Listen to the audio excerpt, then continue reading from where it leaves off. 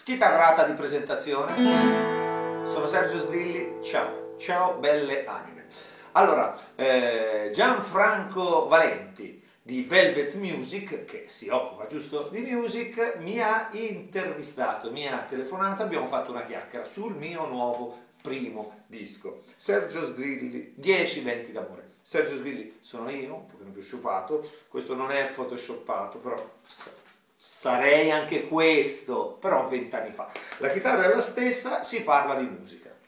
Si parla di musica e io ne parlo sempre volentieri, anche perché ho questa fortuna barra limite di essere considerato solo ed esclusivamente un comico, mentre io vengo dal mondo musicale. A Gianfranco piace tantissimo la quarta canzone, che si chiama Facci caso, quella con gli Archimia come special, quella con cui ho tentato il Sanremo. Dice fammela un pezzettino, certo, il ritornello. E sarà bellissimo sentire di poter amare ancora, dimenticando tre pelle di luna e tutto questo male che mi hai dato, realtà quello che ero, e giuro non ci avevo fatto caso della che sulla terra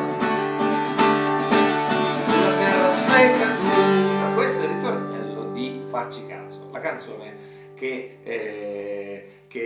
più ha colpito questo personaggio musicale che è il nostro caro Gianfranco.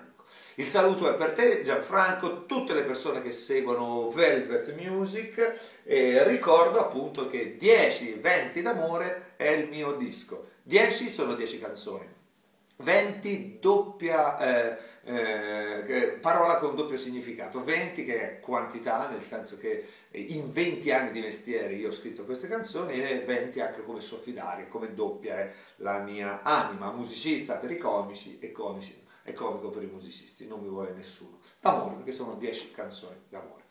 Mi ha fatto un'intervista bellissima, mi ha fatto sentire veramente un figo, anche solo per essere lì in mezzo ai musici, in mezzo ai fighi.